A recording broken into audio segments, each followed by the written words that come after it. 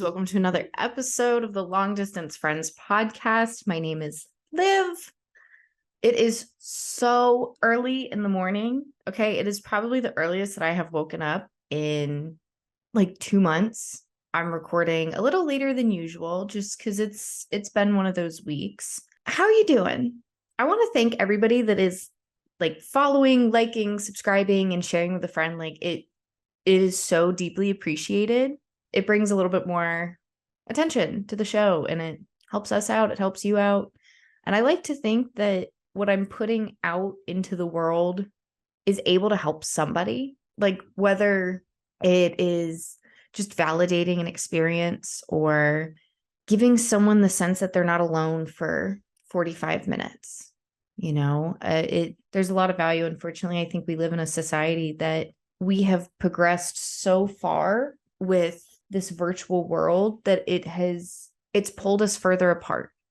In theory, it's brought us closer. It's made it easier for us to connect with family and friends and loved ones, but it's also made it so much more common and normal to be kind of isolated. And that has really been something that like affected me. My closest relative is an hour and a half away, and I'm really grateful for that. But like before I moved here and had that distance, the closest relative was 12 hours away. And that was kind of tough. I had a great friend group though. I had people nearby me, and it's just like every time I think I've moved, you have to start a new community. Now you maintain the ones that you built, but that's where, these platforms come into play where, well, you don't have to build a new one because you have one already, but how are you nurturing these long distance relationships? I use Marco Polo, which I absolutely love, to stay connected with a lot of people because, you can send like a little mini vlog update and you can see their face and you can hear their voice and you can get the full, 100% of their communication at their own time. And it was a huge game changer for me. Sorry, I'm a little sick, but it's not the same as having the people nearby. And, being in my early 20s, it's not always feasible to just book a flight and go see someone. That's not necessarily in my budget right now. As much as I'd like it to be. But, so if a platform like this is able just to provide the sense of community, I know I've been listening to a couple podcasts for, 6 years, and those people became part of my life. It's become part of my routine that every week I know that I get to catch up on their lives, and it makes me feel like I'm part of a community that I physically don't have. However, it doesn't replace the need for that physical community. So I think it's important to find a way to develop a physical community, But until then, here's what we have. So thank you for liking. Thank you for sharing. I really appreciate it. Don't forget to follow us on Instagram at LongDFriendsPod. You can, if you're just a full audio listener, you can put faces to names and watch some of our moments and see some of the behind the scenes. If you're on YouTube, thank you. Hi. Also give us a listen because, it helps. I do want to preview just like a little sneaky peek. Coming soon, we're going to have a super special guest that I am super excited about. I'm not going to say anything yet. I'm just going to knock on wood. But we're working to get some really cool guests. Good God, I can't speak. I'm so sorry. We're getting some cool guests in. We're going to talk about a couple of newer topics that I'm really excited about. And today I only have like 2 things that I really want to talk about, but I think that they are important. Last week I talked a little bit about like responsibility in the sense of time management, and that is a huge thing. I think it's something that has been kind of lost to some degrees. And then, I feel awkward bringing it up because it's like, if you're the person that's like, hey, your time management is awful, you need to do better. Suddenly you're like a drill sergeant. I'm like, that's not what I want to be. But like, how are we teaching, the skills to young people to build themselves to be successful in the modern world, that like there's so many tools to help you, but like sometimes when there's too much, it gets overwhelming and you just have to like stop and be like, I have to take a break. I don't know where to begin. So sharing like, this is the tool that I use, here's how I use it, is helpful, at least in my opinion. I'm in the rocking chair.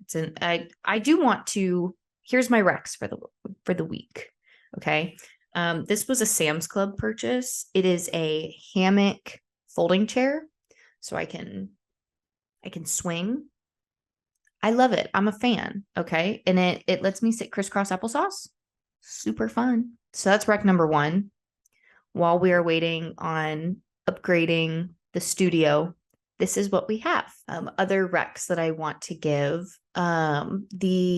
I forget the brand, but it's the Bye Bye Panda Eye tubing mascara. It has a nice applicator. So like, I feel like I'm not wearing it right now. Okay. It is 8 o'clock in the morning. I'm not wearing makeup, but it has a really nice applicator. It stays on really well. And TikTok introduced me to tubing mascara, and the tubing mascara that went viral on TikTok was like $30. And I was like, I'm not paying $30 for mascara, because typically I just use the like old school, what your mom used 80s style Great Lash by Maybelline, the like pink and green, like the iconic, when you think of mascara, you're thinking that, right? Everybody's mom had it in their bag.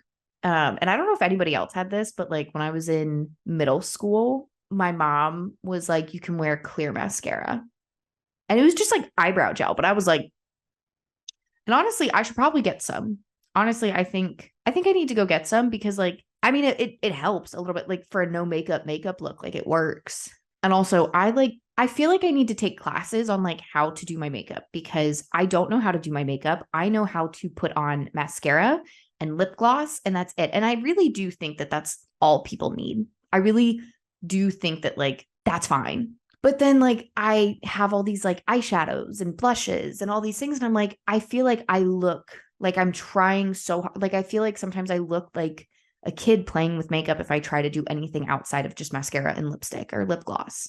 I mean, even lipstick, sometimes I'm like, do I look too much? And I want to put it out there that like, I don't think anybody needs makeup. I mean, Pamela Anderson just went to the Paris Fashion Week completely makeup free, and like, what a bad bitch. Like, she looks phenomenal, right? Like constantly.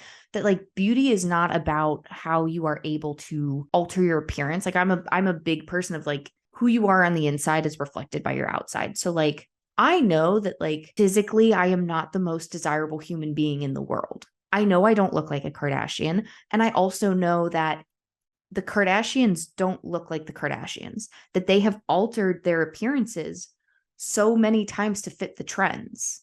What was ideal 15 years ago is not the same anymore. What was ideal 30 years ago is not what is ideal anymore, And it's constantly going to change. But what's never going to change is, are you a magnetic human being? Are you a captivating person who people want to be around?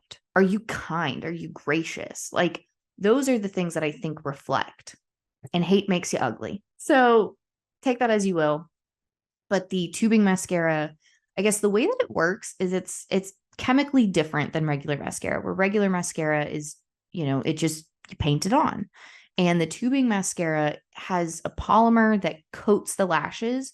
So you don't have to use makeup remover to get it off. You can just use hot water and like peel it off, which is good for me because I don't use makeup remover. This is also why I can't do my makeup. But I am considering taking a makeup class just to like learn how to do my own makeup, because, growing up, I did ballet for about 10 years. I did so many shows. I did theater. So it was like, I learned how to do makeup and I was really good at it, but it was stage makeup. So you are putting on a lot of foundation and then you're doing, the same design. I know that this color goes here, this color goes here, this color goes here, this color goes here, this color goes here. And I'm wearing this lipstick for this role. That's it. I can't wear that in public because it's so heavy. It's so much. It's ridiculous. My second shout out is the Target pet Halloween costumes. Let me go grab Toulouse so I can show you what we're working with right now. All right. Say hello to Toulouse. Toulouse, let's fix your shirt. So it got pretty chilly where I live. And even though My boy here has medium length hair. We have sweaters. Now, Pastrami is wearing a crocheted sweater that I made in college because it no longer fits my sweet Tootie Lou. But Tootie Lou is wearing his favorite shirt of all time. Now, this is from Target. We are a big fan, but my sweet, sweet, sweet guy. Let me flip you around. Hold on. Let me flip you around. Is a jack-o'-lantern. He loves it. It's her jack-o'-lantern shirt, right? So cute. So gorgeous. Gorgolini. Hold on. Cover photo. Look. Toulouse. I am going to take it off of him because I think he's getting tired of it. He's been wearing it for 3. No? Okay. You want to keep it on. Okay. We also have the headpieces for them, like the little like face costumes. They don't love them. Okay. And like, I get it. You know, masks, like they get a little uncomfortable, especially if you are just a little sweet baby boy, like them. It was brought to my attention this weekend. Guys, I'm going to expose myself right now. Toulouse is a domestic medium hair, but when I got him, he was a big guy. Now I got him as a kitten and he grew faster than any other kitten I've ever seen. And he was like a really big kitten. Like he very quickly was the same size as my parents' full-grown adult cat. And I was like, he's only like a year old. It takes cats about 3 years to reach their full size. Like, I don't know what's going on. Because as like a teenager cat, right? Like at like a year old, he was almost 20 pounds. And this is not like, oh, I was overfeeding him. Like, no, I fed him the same amount that was on the instructions on the box. He got as directed, and he grew so big so fast. And he had, you know, like the longer hair. So I was like, maybe he's mixed with like some Maine Coon because his tail is really fluffy. And he's just a bigger guy. And I love that. Okay. I love a big boy. All right. But when he was 9 months old, he was 12 pounds. And when he was a year old, no, when he was about 2 years old, he hit like 20, 25 pounds. And my vet was like, it's not an issue right now, but like eventually it might be. So like just keep an eye on it. Cause like it's not like he's overweight. Like he is a normal size based off of, he's just like huge. He's just a really big guy. And I was like, I don't think he's that big. Like maybe it's because I'm not around other cats. And then I started getting around other cats that were much more petite. And I don't know if it was because they were female cats or what, but both of my cats are boys. And I got Pastrami, my second cat, about a year and a half ago. And I also got him as a kitten. So he was itty bitty. And like he grew so slowly. Like genuinely, when Toulouse was the same age as Pastrami, he was double the size. And I was like, maybe he is a big guy. But when I got the kitten, Toulouse lost about 10 pounds.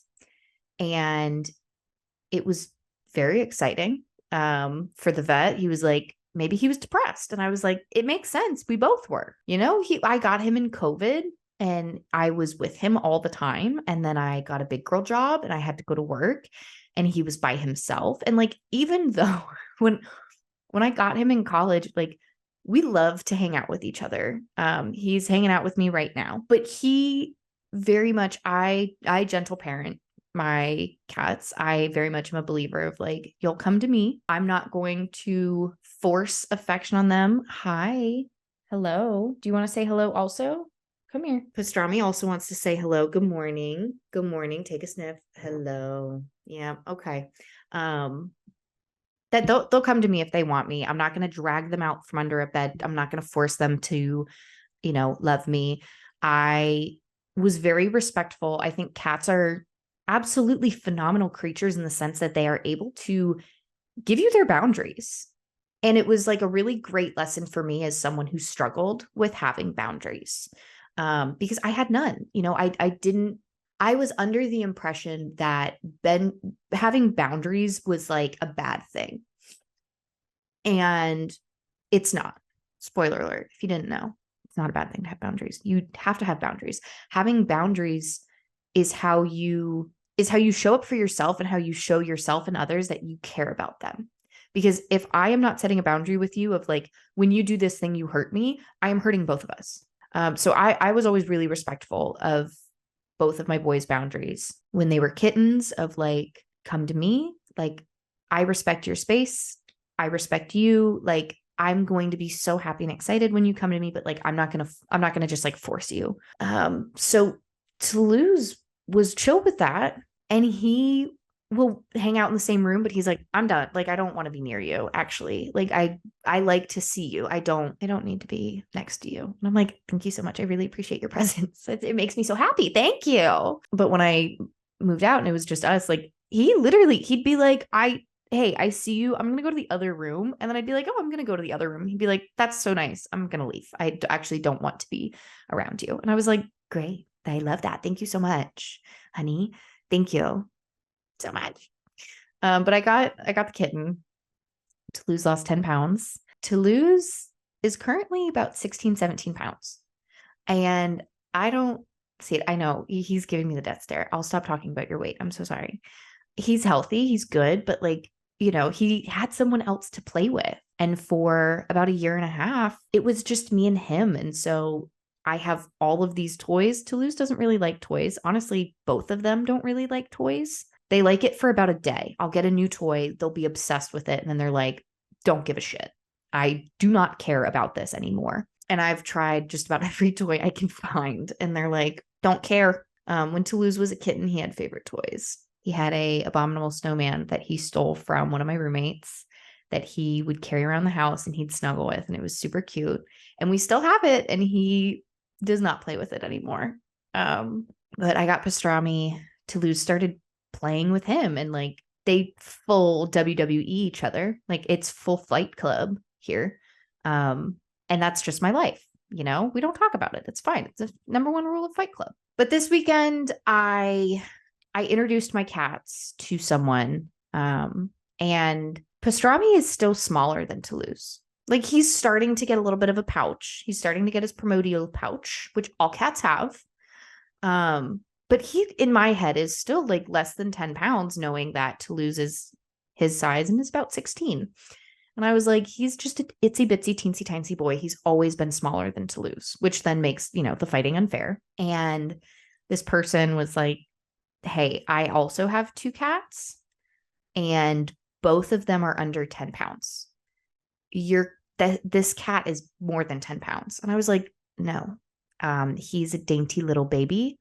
He's maybe like 8 pounds. Like he's a baby. He's a teeny tiny little boy. Maximum, he's 10 pounds. Pastrami is 14 pounds. I don't know when this happened. I don't know what's going on, but I love big boys, and this house, I guess, has big boys in it. But I what is the healthy size for cats? Because when I take them to the vet, they're like, oh, they're healthy. And I'm like, right. They get enough exercise. I have lots of enrichment. I give them wet food. I give them dry food. I give them not a lot of treats. We are not huge on it. We don't do a lot of human food. Pastrami does not like treats or human food. Toulouse, however, was my college baby. So when I would eat, he'd always get a sniff. He always gets a sniff whatever I'm cooking. And if I have like unseasoned chicken, I'll give him a little bite because we love each other and we share. And he's my special baby. They're both my special babies. Okay. So that's my cat stories. I don't know what started this, honestly. How did I get on this? I don't know. But yeah, so tubing mascara, that's a wreck. I also want to recommend, like, it's not great luggage, but it's good luggage. It's from Target. It's the iFly suitcase for probably 5 years. And I use it every single time I travel. Every single time I travel. It's got 360 wheels that like they're starting to get a little gunky, but like they're solid, they're good. And it fits everything and it's a carry-on size. Like I have never had an issue with it and I very much appreciate it. It's my go-to. Now, could it be better? Probably. But it fits my shit and I don't have to check a bag. So I will take it. It probably could be a little sturdier, but it's lasted 5 years and I've not had an issue in the past 5 years. So I recommend. Don't buy furniture from Amazon. If you bought furniture from Amazon and it came out perfect, amazing. I had a bed frame that I ordered. It was so beautiful. It was so cute. And like I had this gorgeous, gorgeous, gorgeous vision of what it was going to look like. And I know that it's not Amazon's fault. I know that it was like a third party that uses the platform to sell their product, but like it came with a dent in it. And I reached out to the seller and I was like, hey, like I can't put these pieces together. And they were like, oh my God, I'm so sorry. Like, here's a refund. You can order a different style if you want, but like these like metal bed frames, that's kind of part of it of like when they're being shipped, like we try to protect them as best that we can, but during shipping, like if FedEx just drops it on your front doorstep, like it might be damaged. Like there's not a whole lot we can do. And I was like, I get it. It's fine. And I tried to fix the dent and it just like would not fix. And I was so determined. And I'm at the point where like I have to throw it away. And I don't know how a king size bed frame, I'm just gonna leave it on the curb. Like it feels like such a waste, but like there's literally nothing else I can do. I reached out to one of my neighbors and he was like, you can weld it. And I was like, what about me? Genuinely look at me. Do I look like I'm just like, oh, why did I think of that? Let me go in the backyard and weld this. I'm afraid of fire. And I'm pretty sure welding is like a lot of fire. So I've given up and I got like a very not as aesthetic as I would like it to be bed frame because it'll be delivered by a local furniture company and they'll put it together. But like buying furniture is hard. Like I want to talk about this of like growing up never stops, you know? And I'm at the phase where it's like, okay, I need to buy furniture. And I'm like, naturally my go-to is like, what's the most affordable because I'm starting out and, I need to get all of these things, but furniture is an investment. I'm aware that furniture is an investment. So you want to get the right stuff. You don't want to get the cheap stuff because when you do what I did and you try to get the cheap stuff, it falls apart or it breaks and it doesn't work. And it's, you want to, there's a healthy balance. So I picked out a bed frame that was as close to my budget as I could get and like decent enough style that I can work with. And it's gray and I'm not really excited about that because the room is like charcoal. And I'm like, is it going to be too dark? Because the bed frame that I originally got was gold with like a linen colored like headboard and it was really pretty and it was going to brighten the space. And I know I can still brighten the space. Like the comforter is this like dusty rose color, but it just like, it's hard to get like a good quality piece for less than like $1,000. And I'm like, I just am not in a place where I can drop $1,000 on a headboard. However, I need a bed. I can't keep sleeping on the floor, I can, but I like for the sake of your mental health, like you need to make your home somewhere where you feel good and safe. There's a reason why the decluttering movement has been as impactful as it has because like my home studio right now is a bit cluttered because I threw a bunch of stuff in here because I had someone coming over and I just wasn't ready to deal with it. Out of sight, out of mind is a thing. However, when the clutter builds, well, now it's in sight and now you have to mind it. And it's important for your mental health to keep a clean space. I am aware, it's good for your overall health to keep a sanitary space. To keep a tidy space is good for your mental health. I'm not saying you have to be a minimalist. I'm actually saying the opposite. While minimalism works for some people, it will stress out others. There's no right way. So yes, while in theory being a minimalist is ideal, I want to live with more color. I want to live with decor that makes me feel cozy and at home. And I look at a home that has photos on the walls and things on the shelf as a home that's lived in. There's a difference between a house and a home. And I'm building a home. It's going to take a while. It's not going to be built overnight, but I'm trying to not get overwhelmed by going, okay, I have a whole house that I need to decorate, but rather saying, I want to start with one room. I want to start with my bedroom, which is my safe space, which is my sacred place. Like this is the spot that is undeniably mine. I want to hang photos that I look at and make me feel good. I want to paint it a color that is going to make it feel like the vibe that I want. I want to decorate it in a way that I want. Like I get to do that. That's so fun and special and exciting. But like, hey, the vision isn't looking how I thought it would. And there's a little bit of disappointment in that, but also like it can change. Like I can change it whenever I want. And that's so nice. But yeah, that's where I'm at with that. I don't know what I was getting at there, but it's changing. And I'm excited about it. And I think that like I wish that apartment complexes were a lot nicer with like this bullshit builder gray is so depressing. Like if you love agreeable beige, good for you. I don't want to live in a house that's completely beige. Like I do live in a house that is primarily beige because that's how it's builder grade. That's how they come. The house that I grew up in had light green walls in one of the living rooms. And when I say one of the living rooms, I mean there was like an open room that like it was like at the front window. So like we didn't actually use it as a living room because like people could see, but it was there and it was light green. The kitchen and the bulk of the house was a light yellow. My brother Oliver's bedroom for years was a shade known as Peanut. His bedroom growing up was pirate themed. Like he had a boat book, like little like rowboat bookshelf, and he had bunk beds. My bedroom when I was from like 8 years old until I got to high school was teal. It was like I was a teal girly so hard. I still kind of am. I flip-flop between being a teal girly, a purple girly, and a pink girly. Like I genuinely cannot just be like, this one is my favorite. But I was always a teal girly.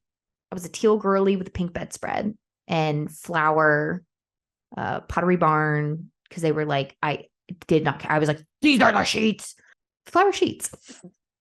Listen, Pottery Barn had a chokehold. Pottery Barn teen, Pottery Barn kids had a chokehold on me. Okay. I lived for the catalogs and I'd be like, I have to own this. This is the most important thing that could ever happen.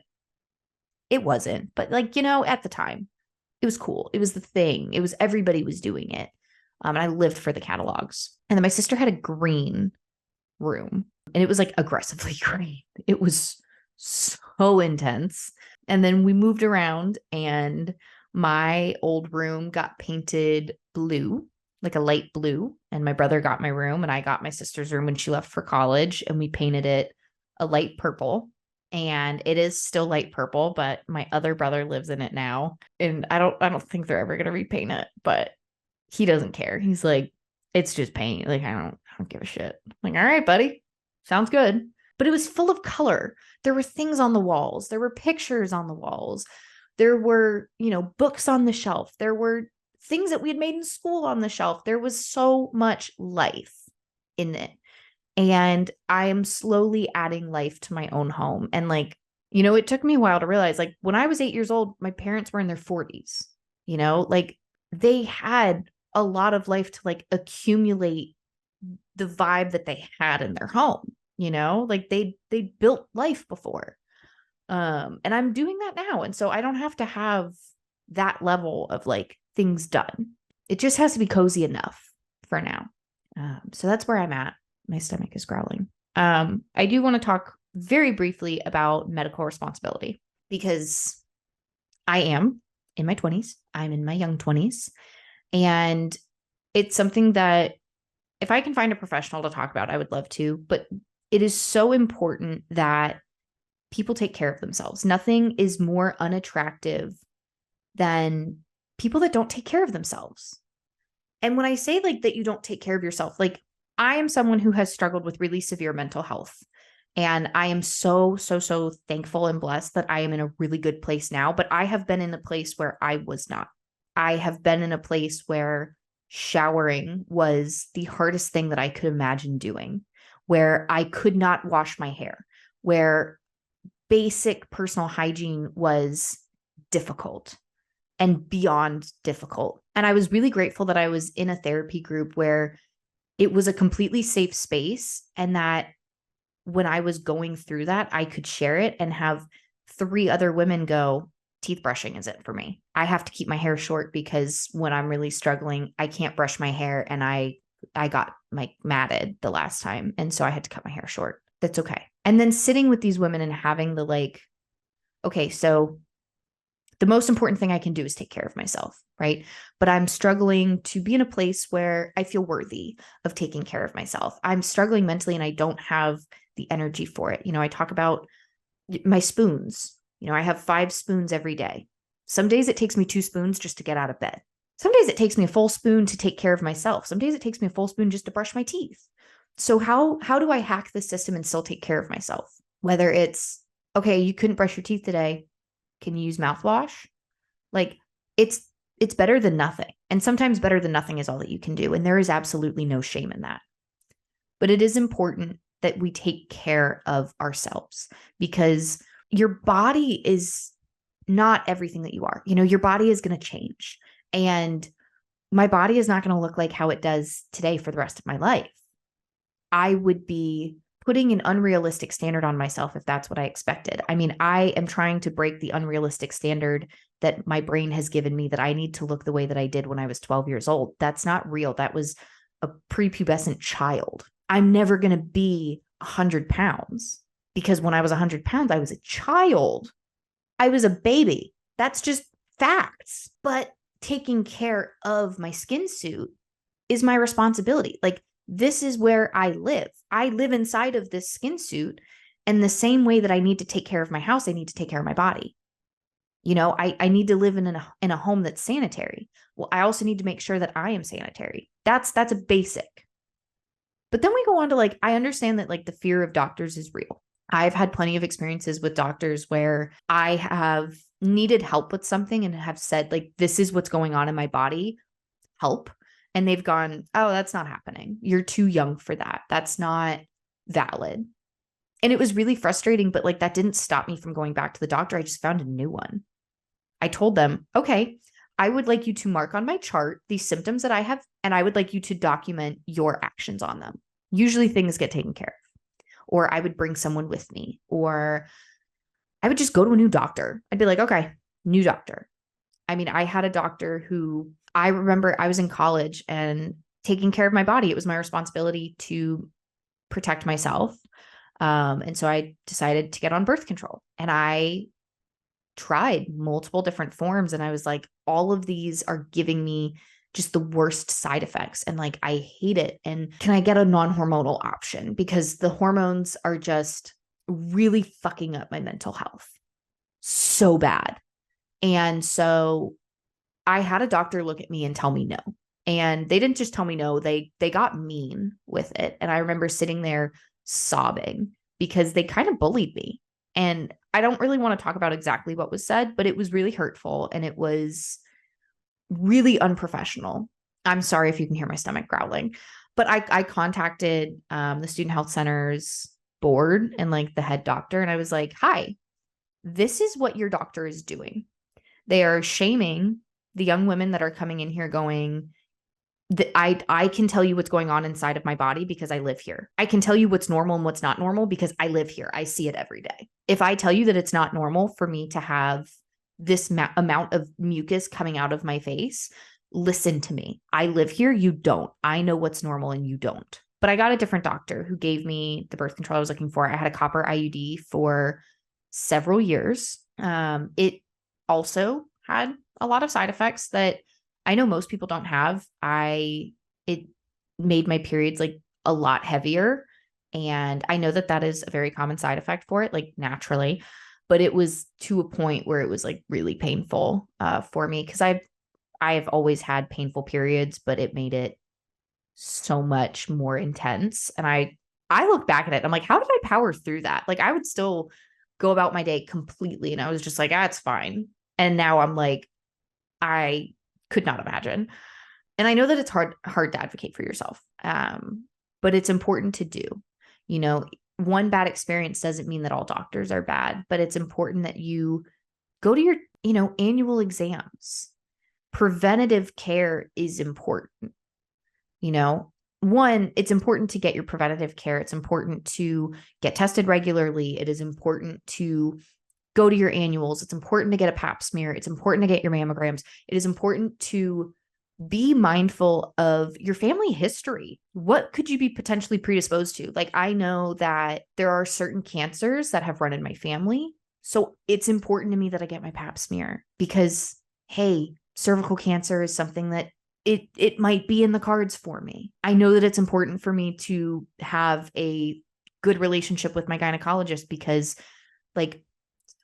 ovarian cysts have been a very prevalent issue in my family. Like, it's important for me to be aware of these things and to also communicate that and to be in constant communication about it of like, hey, something feels different. I need to check. But like going to the dentist, yes, the dentist can be scary, but like talk to your dentist about what options they have. Like oral care is associated with like the rest of your health.